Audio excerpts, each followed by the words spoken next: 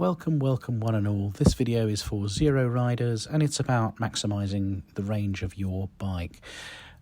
Zero UK recently put out a video about it on the forum, and I was slightly underwhelmed with it, and I thought I'd actually have some tips that might be useful for people.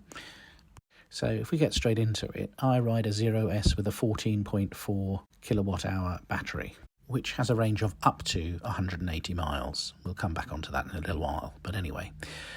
What I do is I don't use the eco mode, I don't use sport unless I particularly want to for getting away from some traffic lights quickly. I just put it in custom mode, and my custom mode is going to appear on the screen now.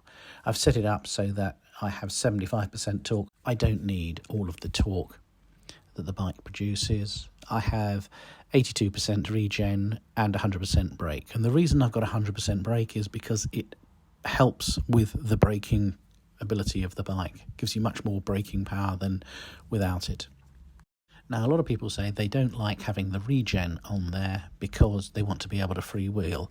Well, I'm going to show you in this little tip, this little video, how you can do that. This is me going downhill yesterday, and as you'll see, I'm just coasting along. And what you do is you move the throttle back very slightly from its forward position so that you're not actually engaging the motor, but you are no longer engaging the regen. And when we get to the flat part of it, you'll see I use a little bit of throttle there. And then when I get to going downhill again, I ease the throttle forwards, but not all the way to engage the regen. When I get to the bottom of the hill and I want to slow down, I then push the throttle all the way forwards, and as you'll see now, the regen has kicked in, slowing me down.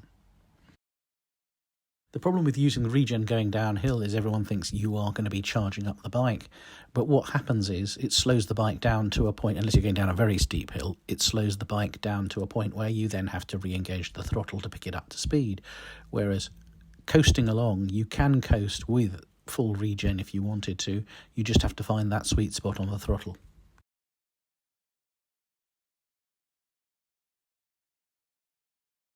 When you're approaching a red light, just coast up to it. Don't go on throttle up to it and then slam on the brakes. Just coast up to it using the regen to do a bit of recharging on the bike. In this instance, as I get there, the lights change and I go straight through.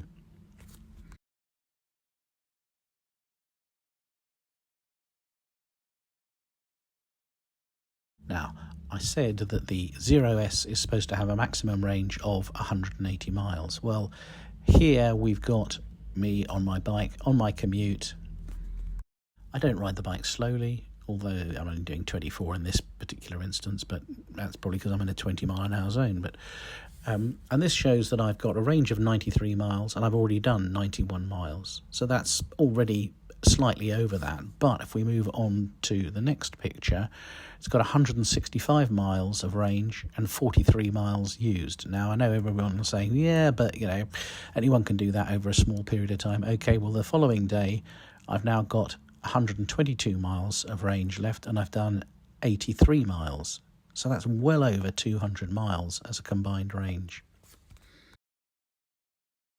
Hope you found this useful. All the best and take care out there, guys.